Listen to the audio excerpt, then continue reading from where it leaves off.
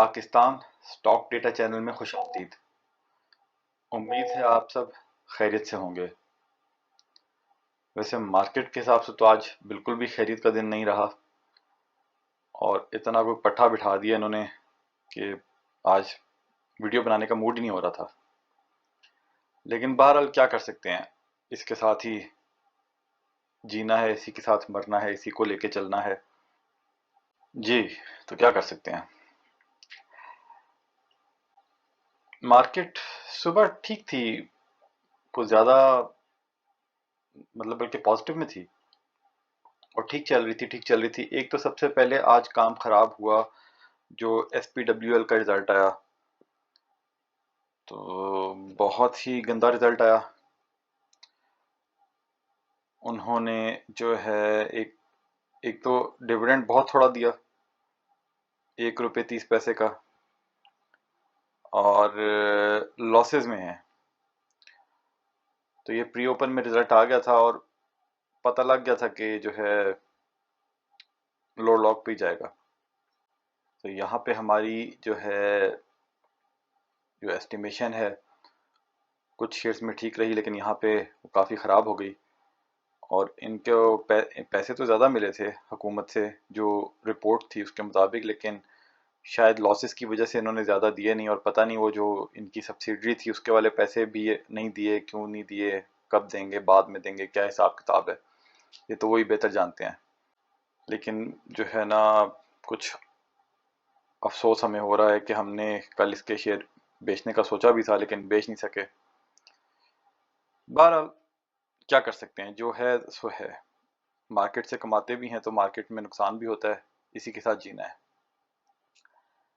लेकिन ये है कि कल हमने आपको बताया था कि हम कुछ, वैसे तो प्रेशर के बारे में हम काफ़ी अर्से से बता रहे हैं, लेकिन कल हमने थोड़ा सा, हमें लगा था कि प्रेशर बहुत ही ज़्यादा होता जा रहा है, तो कुछ कैश पे आ जाना चाहिए। और हमने कल खसूसन APL ATRL वगैरह के बेच के कुछ कैश अपना कन्वर्ट कर लिया था। उसके बावजूद भी आज बहुत ज़्यादा नुकसान पोर्टफोलियो में नज़र आ रहा है। तो अगर वो भी ना कन्वर्ट किए होते तो फिर तो बिल्कुल ही रुल जाते। लेकिन इस तरह अगर लोगों ने कुछ अपना कैश कन्वर्ट नहीं किया तो वो आज काफ़ी ज़्यादा परेशानी में होंगे। और बात वही है कि देखें, जैसे हमने कल कहा था कि 40 से मार्केट को 49 पे ले गए, तो ये कोई नहीं कह सकता कि बस ये अब 2 दिन जो कातिल गुजरे हैं इसके बाद क्या वो लोग सब्र पे आ गए हैं। बज़ाहिर वही बात है जो कि मार्केट में बायर ही नहीं है। वो लोग जो थे वो हुकूमत के साथ निकल गए हैं और अब जब तक वो वापस नहीं आएंगे तब तक कोई पता नहीं मार्केट कहाँ पे चली जाए। इसलिए जो है हर कोई अपनी अपनी मर्जी से फैसला करे। अगेन, जो हमने लॉन्ग टर्म के हिसाब में इन्वेस्टमेंट करके रखी है, हमें उसमें टेंशन कोई नहीं है, क्योंकि हमने उसमें साल का रखा हुआ है। जो कुछ ट्रेडिंग वाले शेयर्स थे उनमें कुछ नीचे हो गया है, बहरहाल वो भी पार्ट ऑफ द गेम है। तो अगर तो आप लोगों ने भी अच्छे शेयर्स लिए हैं तो फैसला आपने खुद करना है, लेकिन फिर हमारे मुताबिक यही है कि आप उसमें टेंशन ना लें और बार बार थोड़ा साइडलाइन रहें। और यही है कि अगर आपके पास थोड़े ज़्यादा पैसे किसी के पास अगर फालतू पड़े हैं तो वो देख ले कि किसी किसी कि जो शेयर्स बहुत लो आ गए हैं उनके बारे में सोच सकते हैं। जैसे लो में तो हमने बताया ना कि कोई, जैसे अप में कोई लिमिट नहीं होती, लो में कोई लिमिट नहीं होती। अब ये इसको LPL को आज 1376 पे ले आए हैं। असल में हुआ ये कि पहले तो उसने SPWL का इतना ज़्यादा असर नहीं हुआ मार्केट पे, लेकिन जो सबसे बड़ा गंद खोला वो आपके निषाद चुनिया पावर ने खोला। ये जो है देखें, 10 की अर्निंग है पूरे साल में और 1 रुपये का डिविडेंड नहीं दिया। तो ये वो रिस्क है जो हमने कुछ दिनों पहले हाईलाइट भी किया था। निषाद जो है, ये जो है ये बहुत ही अपनी मर्जी से ऊपर नीचे करके, जब दिल करे जिसमें बहुत ज़्यादा डिविडेंड दे देते हैं, जब दिल करे बिल्कुल भी नहीं देते। तो ये जो है ना, ये भी उन्हीं लोगों का हिस्सा है वैसे, जो मार्केट में वो गड़बड़ करते हैं। क्योंकि देखे ना, ये PMLN का मंशा ग्रुप का उन्हीं के साथ ताल्लुक है। तो ये इन्होंने जो है ना, देखिए उनको तो कोई मसला नहीं है ना, 10 रुपए कमाए उनकी जेब में है, उन्होंने घर लेके जाने हैं, जिस दिन दिल करेगा फिर से एकदम से जो है ना 10 रुपए का डिविडेंड अनाउंस कर देंगे। हो सकता है 3 साल बाद करें, हो सकता है 3 महीने बाद करें, लेकिन वो बस उनसे बर्दाश्त नहीं होता कि दूसरे भी आम शेयर होल्डर्स भी कमा सकें। ठीक है, इनके कुछ लोन्स वगैरह भी हैं, पर ऐसे हालात नहीं है कि ये 10 रुपए में से 3-4 रुपए भी ना दे सकते। तो ये रिजल्ट जब आया ना, तो इसके आते ही जो है ना ट्रिगर हुआ सबसे पहले वो जो जितने भी दूसरे पावर सेक्टर थे, कैपको और जो है हबको वगैरह, ये वो, और एलपीएल भी पहले बस गुजारा चल रहा था, लेकिन वो सारा एएलटीएन इनके बाद जो है, हालांकि वो पहले ही शेयर इतने लो हैं, वो अपना डिविडेंड दे के एक्स भी हो चुके हैं, अगर इसने डिविडेंड नहीं दिया तो इसका उन पर कोई इम्पैक्ट होना नहीं चाहिए। लेकिन वही बात है कि जब सेलिंग शुरू होती है तो बहुत सारे लोग पैनिक में आके बेच देते हैं। कई दफ़ा जो बड़े लोग हैं वो अपना माल सारा बेच के पैनिक फैलाते हैं। जैसे आज एक न्यूज़ मार्केट में चल रही थी कि जो है 14 सितंबर को जो है वो इंटरेस्ट रेट को बढ़ाने की बात हो रही है, लेकिन वो मार्केट में रूमर फैलाया गया कि वो किसी भी टाइम पे मीटिंग हो सकती है और 3% इंटरेस्ट रेट बढ़ सकता है, तो वो भी उसी टाइम पे ट्रिगर किया गया। तो ये सब प्लान्ड चीज़ें होती हैं कई दफ़ा मार्केट में पैनिक फैलाने के लिए। अब कोई पता नहीं ऐसे कोई मीटिंग हो भी जाए, हो सकता है पैनिक सच, ये रूमर सच भी हो जाए, लेकिन बहरहाल ये चीज़ें हुई जिसकी वजह से एनसीपीएल के रिजल्ट ने ट्रिगर किया और उसी टाइम पे ये रूमर मार्केट में स्प्रेड किया गया, सब कुछ सत्यानाश हो गया, अच्छे अच्छे शेयर्स का भी बुरा हाल हो गया। बहरहाल we have to learn to live with this.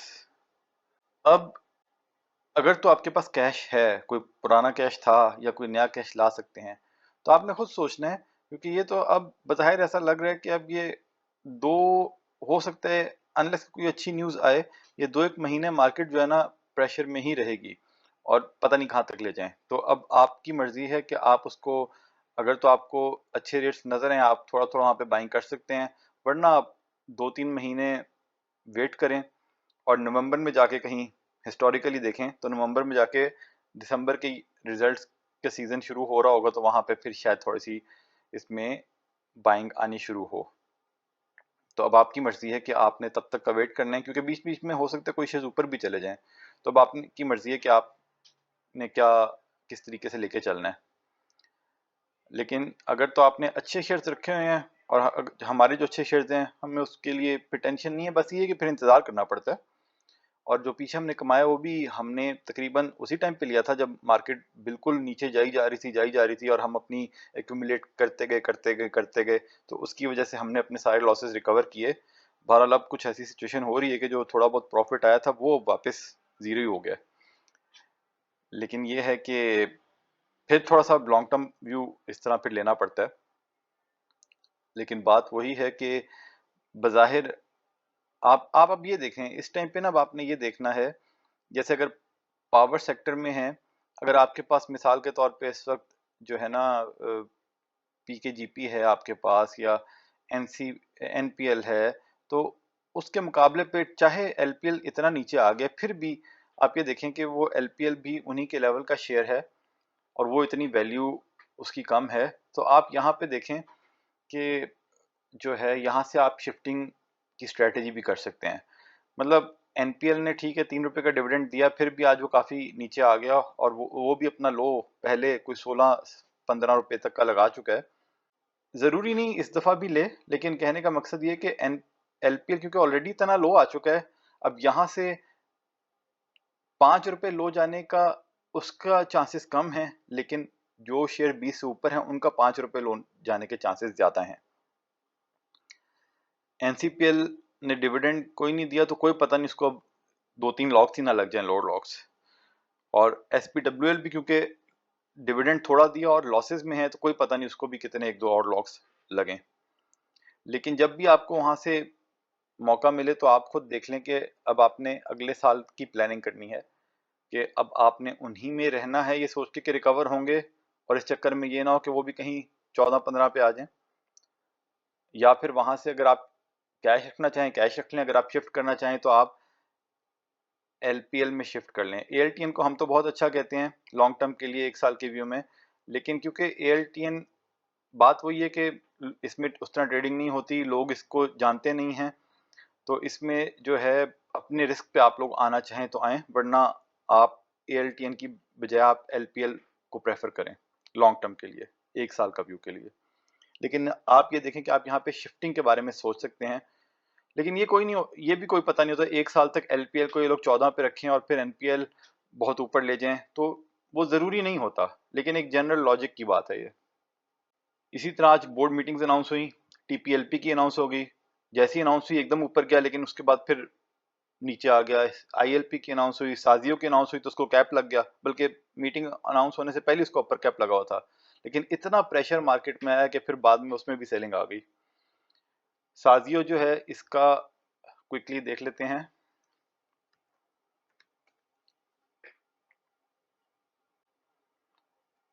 साजियो की जो Q3 में उनकी EPS बहुत बेहतर होगी, पिछले सालों में देखें उनकी EPS 2 रुपए से ऊपर नहीं गई, लेकिन Q3 में ही उनकी EPS बहुत ज़्यादा हो गई। उस ये उसमें इन्होंने जो है 4 व्हीलर जो लॉन्च किया था उसकी सेल से इन्हें काफ़ी फ़ायदा हुआ है, तो एक्सपेक्टेशंस हैं कि हो सकता है इनको Q4 में भी अच्छा फ़ायदा हो, और हिस्टोरिकली ये बोनस देते आए हैं, 22 में कुछ नहीं दिया, तो देयर इज अ पॉसिबिलिटी कि इस दफ़ा फिर कोई बोनस दे दें। लेकिन एक बात ये ज़रूर देख लें कि ये जो है 50 बल्कि 46 45 6 से अब जो है ना ये इतना ऊपर आ गया हुआ है, 79 तक गया और अब ये 66 पे आ गया, तो इसलिए ये भी हो सकता है कि वो जो उस बोनस या अगर कोई डिविडेंड इन्होंने देना उसका इम्पैक्ट ऑलरेडी बिल्ट इन हो गया हो और रिजल्ट आने तक ये और नीचे चला जाए, या रिजल्ट आते साथ ही फिर इसमें भी वो ब्रेकें लग जाएं। तो ये कहना बहुत मुश्किल है कि 66 रुपये पे अगर इसको 30% डिविडेंड बोनस मिलता है तो क्या इसमें अपर कैप्स लगेंगे या ये नीचे आएगा, लेकिन ये देयर इज अ पॉसिबिलिटी कि ऐसा हो सकता है। लेकिन इस टाइम पे जो मार्केट के हालात बाहर नजर आ रहे हैं कि जो किसी कंपनी के रिजल्ट अच्छे भी आ रहे हैं तो फिर भी नीचे ही गिर रही है, तो उसको भी मद्देनजर रख के अपना फैसला करें। डॉल का भी इसी तरह बोर्ड मीटिंग अनाउंस हुई, एकदम वो ऊपर गया और फिर वहां से फिर वो वापस नीचे आ गया, फिर MLCF की अनाउंस हुई, NATF की अनाउंस हुई, स्माइल इंडस्ट्रीज की अनाउंस हुई, तो अगर आप लोग इनको फॉलो करते हैं तो आप इसको देख लें। न्यूज़ तो कोई हमें आज खास नहीं मिली, उसके अलावा अब आज हम जो है टेक्नोलॉजी सेक्टर पे हमने कुछ बात की थी, हमने नेटसॉल के ऊपर अब बात करनी है, तो लेकिन टेक्नोलॉजी सेक्टर के जो 4 शेयर्स हैं आज उनको देख लेते हैं। तो अगर कोई ये नहीं देखना चाहता तो वो यहाँ पे छुट्टी कर सकता है, अगर आपने देखना है तो आप देख लें। अच्छा एक मिनट, ये सैफ का हो गया, NCPL हो गया, और ये हीरा टेक्सटाइल के इनको तो ज़ीरो ही आए होंगे रिजल्ट, हाँ लॉसेस में। अच्छा जी, सबसे पहले एवीएन देखें, अभी नीचे ही चल रहा है, इसके फाइनेंशियल्स Q2 के अच्छे नहीं आए। देखें इस हिसाब से इस साल की भी अगर कोई 3-4 रुपए की EPS बनेगी तो उस हिसाब से ये बहुत ओवर वैल्यूड है। वो कोई टेक्नोलॉजी की शेयर्स को कहते हैं कि भाई लॉन्ग टर्म के हिसाब से बड़ा अच्छा है, बड़ा अच्छा है, बड़ा अच्छा है, लॉन्ग टर्म में मतलब कितना यहाँ से बिजनेस को बढ़ाएंगे, ये डबल कर लेंगे, ट्रिपल कर लेंगे, तो उस हिसाब से भी ये कोई इतना अच्छा नहीं है, क्योंकि डिविडेंड तो खास देते नहीं, बोनस देते थे और वो दे दे के बोनस शेयर की वैल्यू उन्होंने मार दी है। इसी तरह ऑक्टोपस, इस पे हमने कल भी बात इन दोनों पे कर ली थी, बहुत क्विकली इसलिए देख लेते हैं। देखें पिछले साल 3 की EPS थी और इस साल उतनी रहेगी, तो उस हिसाब से बहुत ओवर वैल्यूड है। सिस्टम्स को देख लेते हैं,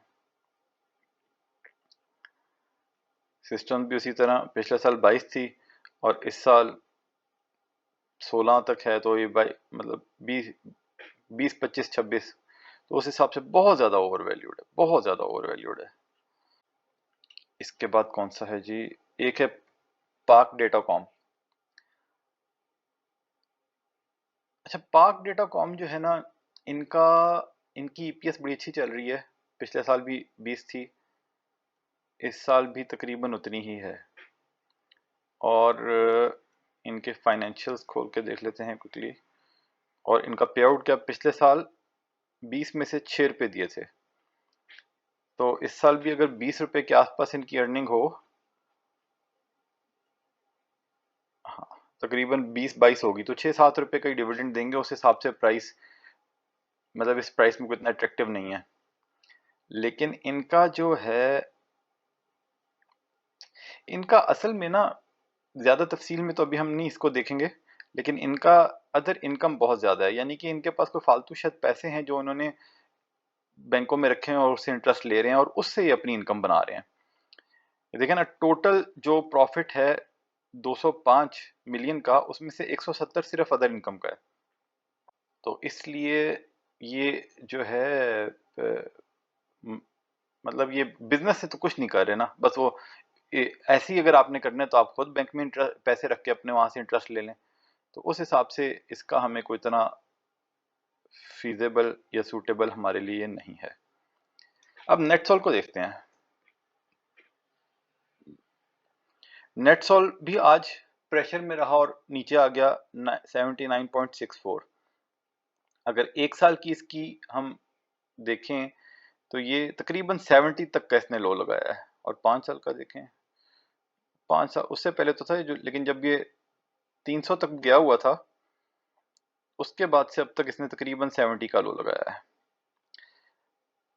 फाइनेंशियल इसके देखें तो पिछले साल 10 रुपये कमाए थे और पे आउट इसने कुछ भी नहीं दिया पिछले 2 सालों से। और अगर क्वार्टरली देखें तो पहले 2 क्वार्टर में तो खास नहीं था, तीसरे क्वार्टर में एकदम बड़ा जंप आया। तो इसको हम देखते हैं ये क्या हुआ है।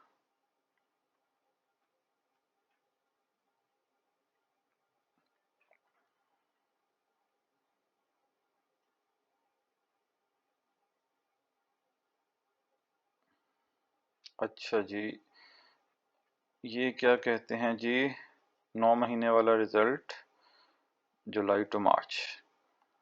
रेवेन्यू इनका, अच्छा, ग्रॉस प्रॉफिट 7 है। ग्रॉस प्रॉफिट भी थोड़ा बढ़ा, यानी कि कुछ नए रेवेन्यू की स्ट्रीम्स आई हैं। बहुत ज़्यादा नहीं बढ़ा, लेकिन कुछ आई हैं इस क्वार्टर में। और कॉस्ट तकरीबन स्टैंडर्ड चल रही है। अदर इनकम बहुत हुई है इनकी इस क्वार्टर में। हम्म,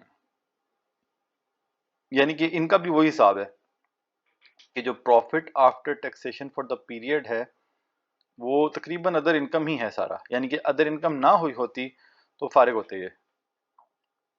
अब अदर इनकम को एक दफा देख लेते हैं वो है क्या। पाक डेटा कॉम का भी आप लोग बेसिक चेक कर लीजिएगा, अभी हमें टाइम नहीं है उसका चेक करने का कि वो इंटरेस्ट है या वो कुछ और तो नहीं है। लेकिन अगर इसके हम अकाउंट्स में आ जाएं,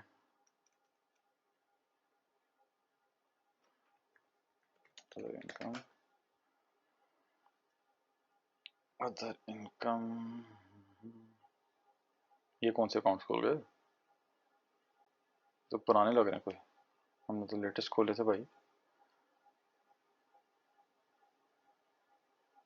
अच्छा नहीं, ये हाफ ईयर के हैं। इधर ये कई दफ़ा आगे पीछे कर देते होते हैं, इधर अदर्स में भी कई दफ़ा डाल देते हैं। देखें अदर्स में डाला हुआ है, ट्रांसमिशन ऑफ क्वार्टरली रिपोर्ट।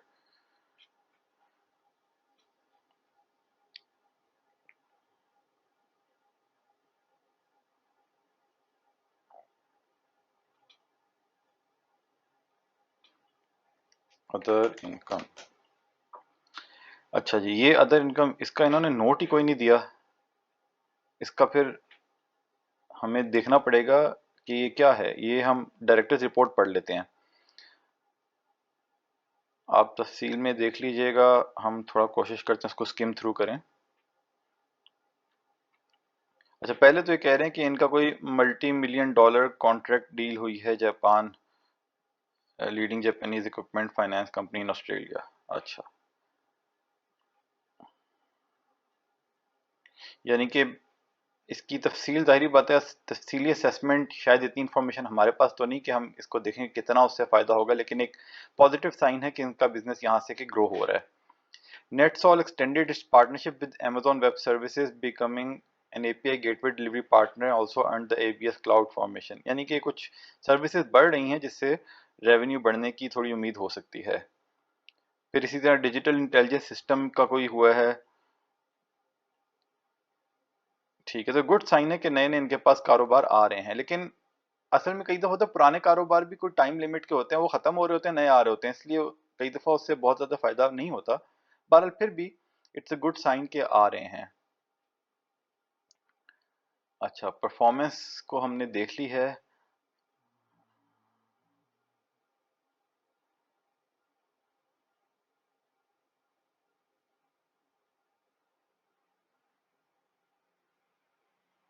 एक तो ये कह रहे हैं कि subscription and support revenue increase हुआ है इस क्वार्टर में, इनकी जो सर्विसेज ये दे रहे हैं उसके रेवेन्यू बढ़ा है।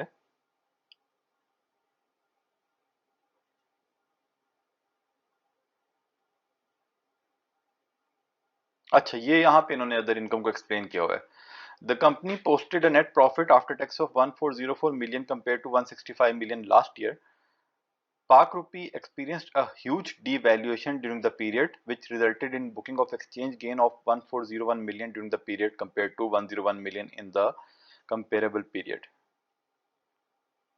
तो ये बेसिकली जो है, ये इनको इस पीरियड में 9 महीने में जो एक्सचेंज गेन हुआ है वही सारा उनके प्रॉफिट में आया है। अब ये ये अंदाजा लगाना थोड़ा मुश्किल है कि ये सिर्फ एक पीरियड में रहेगा, ये आगे भी आएगा। मतलब अगर तो इनके प्रोडक्ट्स जो इन्होंने सेल किए हुए हैं वो डॉलर में किए हुए हैं, तो वो जाहिर बात है उसका इम्पैक्ट तो फोर्थ क्वार्टर में भी आना चाहिए। लेकिन एट द सेम टाइम अब कॉस्ट भी तो रिजल्टेंट में बढ़ रही होगी, तो जरूरी नहीं कि Q4 में कुछ ज्यादा प्रॉफिट आए। तो अज्यूम कर लेते हैं कि इनका साल का प्रॉफिट 16 रुपए ही रहता है। तो अब 16 रुपए में बात यह है कि अगर 16 रुपए इनका प्रॉफिट होता है तो क्या ये कुछ शेयर करेंगे शेयर होल्डर के साथ, ये अब इम्पोर्टेंट है।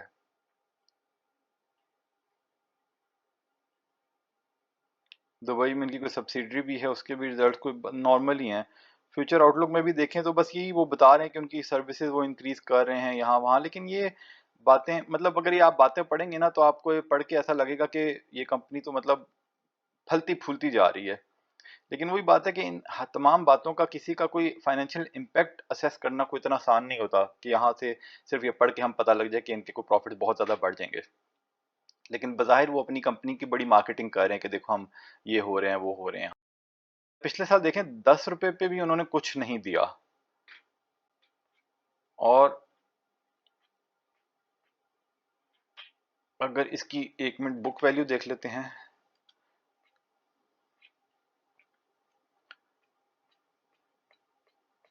रिजर्व देखते हैं इनके पास कितने पड़े हैं। रिजर्व्स तो काफ़ी पड़े हैं, और एसेट्स जो हैं वो हैं 12 मिलियन, और एसेट्स में से लायबिलिटीज निकालें तो एसेट्स भी बहुत हैं। मतलब उस हिसाब से, और लॉन्ग टर्म फाइनेंसिंग भी कोई खास नहीं है। मतलब इनके पास मुनासिब कैश है, ऐसा होना नहीं चाहिए कि पैसे बिल्कुल भी नहीं दे रहे। बहरहाल हर कंपनी की अपनी स्ट्रेटजी होती है, उनको बस वही बात है कि बस कमाई जाओ तो किसी को देना ना पड़े। बुक वैल्यू 90 है, तो उस हिसाब से भी शेयर बुक वैल्यू क्या ज़्यादा दूर नहीं है, लेकिन एटलीस्ट ओवर वैल्यूड नहीं इसको कह सकते। तो अब एक चीज़ हम देखते हैं जिसकी वजह से हम ये सोच सकते हैं कि क्या ये कुछ करने जा रहे हैं आगे। ये हम अदर्स में कोई रेजोल्यूशन पास की है, उसकी डिटेल्स हम निकाल लेते हैं। अच्छा जी, रेजोल्यूशन क्या पास की है जी, ये अपना ऑथराइज कैपिटल जो है वो 1.5 मिलियन से बढ़ाकर 2 सॉरी बिलियन से बढ़ाकर 2 बिलियन कर दिया इन्होंने। हम्म और ये इनसे जो भी, यानी कि एक ही क्लास के शेयर्स हैं, तो वो same voting rights, same rights होंगे जो एग्जिस्टिंग शेयर्स के हैं। इसका मतलब ये है, बज़ाहिर ऐसा लग रहा है कि या तो ये राइट्स इशू करना चाहते हैं या ये बोनस इशू करना चाहते हैं।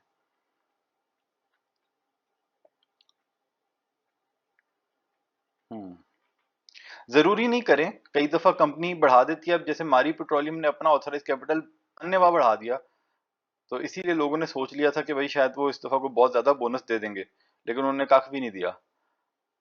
उन्होंने तो मेरा ख्याल है शेयर होल्डर्स का पैसा जाया किया है। इतना ज्यादा शेयर कैपिटल बढ़ाने की तो कोई नहीं थी, उनका पहले ही अच्छा खासा गैप था पेड अप कैपिटल और ऑथराइज कैपिटल में। लेकिन उन्होंने, मेरा ख्याल है क्योंकि गवर्नमेंट की एंटिटी है, गवर्नमेंट ने कहा होगा कि भाई बढ़ाओ, इससे गवर्नमेंट का रेवेन्यू आएगा, उनको जो फी पे करनी पड़ती है, तो बिला वजह शेयर होल्डर्स का पैसा इस तरह जाया करते हैं ये लोग।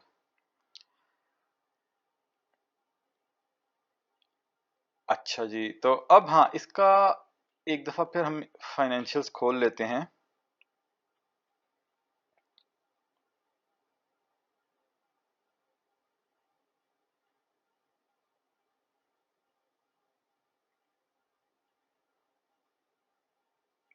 अब ये देखते हैं कि इनका आज की तारीख में ऑथराइज कैपिटल 1.5 बिलियन था, वो बढ़ाने से पहले तो पेड अप कैपिटल कितना था, यानी कि इशू जो किया हुआ है वो कितना था।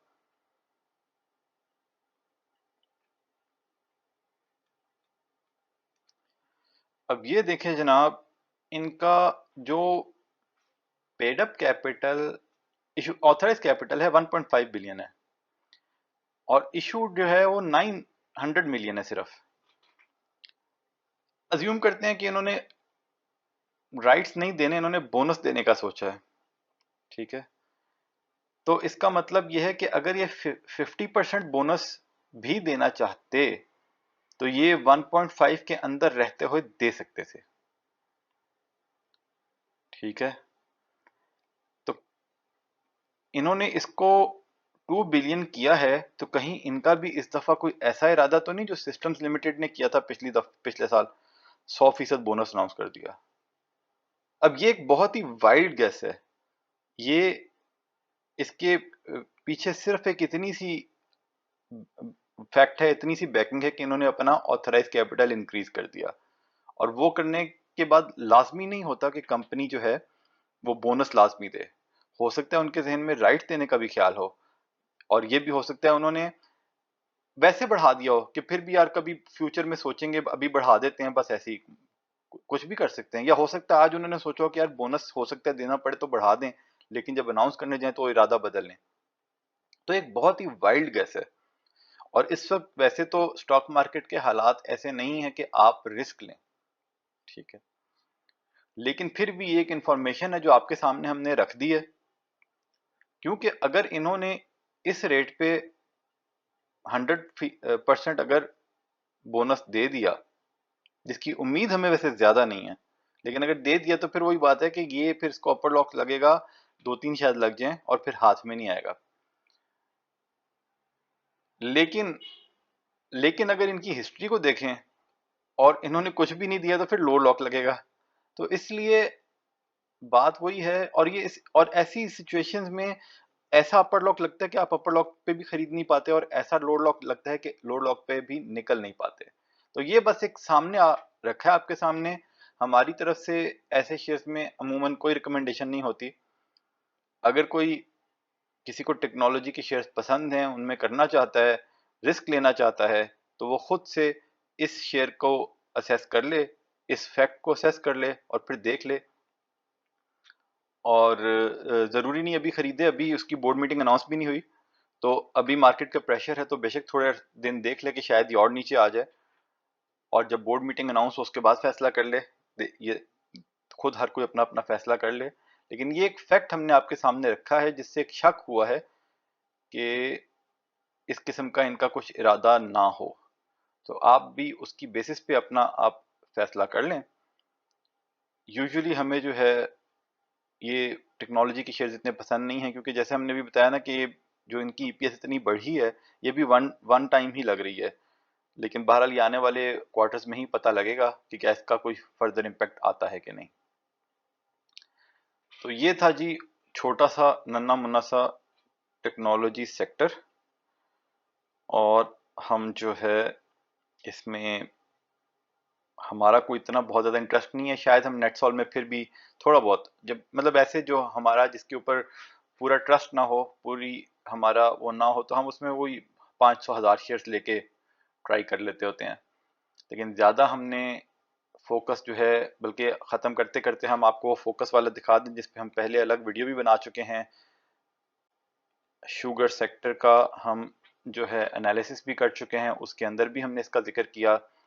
और इस शेयर को तो आज बिला वजह लोड लॉक लगाया गया। हमें ऐसा ही लगता है कि इसको बस वो मार्केट का प्रेशर देख के उसमें गेम डाली गई। तो हमारे मुताबिक तो आप ये 160 इसका बहुत अच्छा रेट है, लेकिन आप पहले हमारी जो है SHSML की वीडियो देखें और शुगर सेक्टर वाली वीडियो देखें, फिर आप इसके बारे में कोई फैसला करें। और अगर तो ये कल को फिर से इस पे लोड लॉक लगता है तो वो और भी अच्छा रेट होगा। इसका सिर्फ फाइनेंशियल्स देख लें। और वैसे भी इसमें मतलब हमें इसमें हम पिछला जो रिजल्ट से पहले भी एक दो दिन ऐसे हुए थे कि इसको जो है ना एकदम लोड लॉक लगाया, मतलब वो ऐसा लग रहा है हमें कि सिर्फ 52,000, इसमें तो ज़्यादा ट्रेडिंग भी नहीं होती। हमें ऐसे ही लग रहा है कि जान के प्रेशर क्रिएट किया गया कि कुछ लोग फिर लोअर लॉक पे जब शेयर जाए वहाँ पे अपने शेयर्स बेच देते होते हैं। तो ये इसका जो है ना, इसको एक्यूमुलेट करने के चक्कर में, माल छुड़ाने के चक्कर में हमारी असेसमेंट है। बहरहाल आप अपना फैसला खुद करें कि ऐसा किया गया।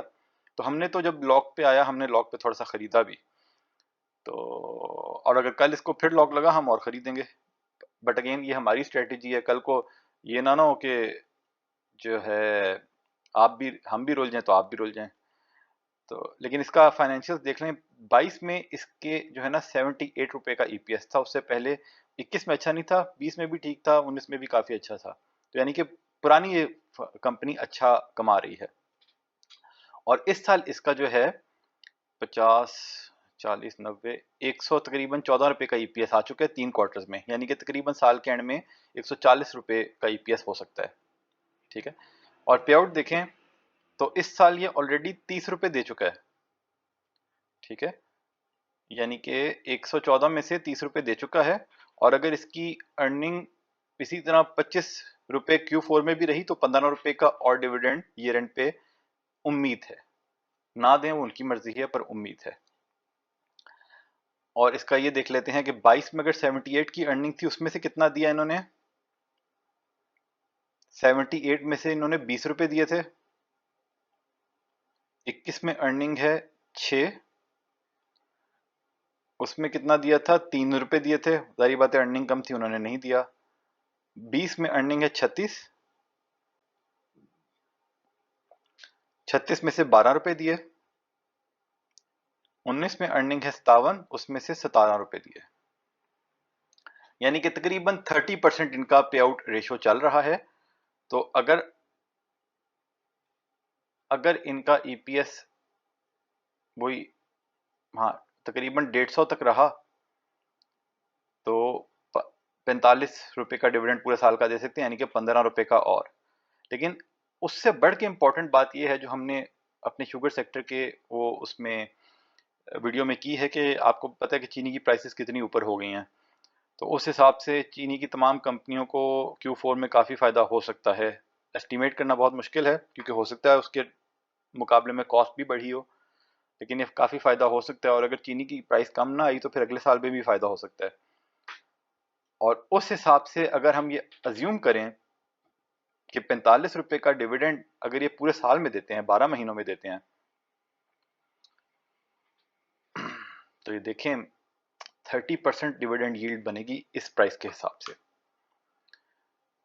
तो इसलिए जो है ना लॉन्ग टर्म में हमें ये बहुत अच्छा लग रहा है, बशर्ते के शुगर सेक्टर की अर्निंग बढ़ती रहे। क्योंकि इसमें शुगर सेक्टर की वीडियो में आप देखेंगे तो हमने वहाँ पे कुछ रिस्क आइडेंटिफाई किए हैं। इसमें एक तो वॉल्यूम्स नहीं लगते, तो आप ये रख के बस भूल जाएं फिर। और अगर इनके जो है एकदम अगर इनके रेवेन्यूज कम होने शुरू हो जाएं तो फिर अच्छा खासा आपको इसमें नुकसान भी हो सकता है। लेकिन बज़ाहिर तो हमें ये बहुत अच्छा शेयर लग रहा है शुगर सेक्टर में। इसलिए हम हर शेयर को रिकमेंड नहीं करते, ये वाला शेयर हमें बज़ाहिर बहुत अच्छा लग रहा है। ये सिर्फ शुगर सेक्टर में नहीं, इस टाइम पे ये हमारा जो है फेवरेट शेयर है for 1 year at least. Not not only for 1 year, अभी तो दिसंबर तक का हम देखें तो ये हमारा फेवरेट शेयर है, क्योंकि दिसंबर में इनके एनुअल रिजल्ट्स आएंगे। साल खत्म होता है शुगर सेक्टर का सितंबर में और दिसंबर में, तो इसको अगर आप देखना चाहें तो देख सकते हैं। और हमारा इरादा तो यही है कि हमें अब जब SPWL से जैसे ही निकलने का हमें मौका मिले, कल मिले परसों मिले, उसमें से हम निकलना ही पसंद करेंगे। और उसमें से निकल के या तो हम LPL में जाएंगे या हम इसमें जाएंगे या आधा आधा कर देंगे। और उसके बाद अगर ये शेयर और नीचे आ गए तो फिर हमें इतनी टेंशन नहीं, क्योंकि वो तो मार्केट का प्रेशर है, हम नहीं जानते कब तक रहे। और लेकिन जब ऊपर आएगा तो फिर ऊपर भी फिर इसी तरह आते हैं, चाहे ऊपर 2-3 महीने बाद आए। आपने खुद ही देख लिया कि जब ऊपर जाती है मार्केट तो फिर क्या होता है। तो इसलिए जो है मार्केट से बाहर रह के भी कमाया नहीं जाता, और मार्केट में अंदर रह के भी उसके रिस्क होते हैं। बहरहाल ये था जी आज का सेशन। ये सारा डेटा हमने PSX की साइट से लिया, आप वहाँ से डेटा वेरीफाई करें, फिर अपना फैसला करें। कोई बाय सेल कॉल नहीं है, खरीदने बेचने का फैसला आपने खुद करना है, क्योंकि मुनाफे में मौज अपनी अपनी और नुकसान में दौड़ अपनी अपनी। अपना ख्याल रखें, खुश रहें, अल्लाह के हवाले।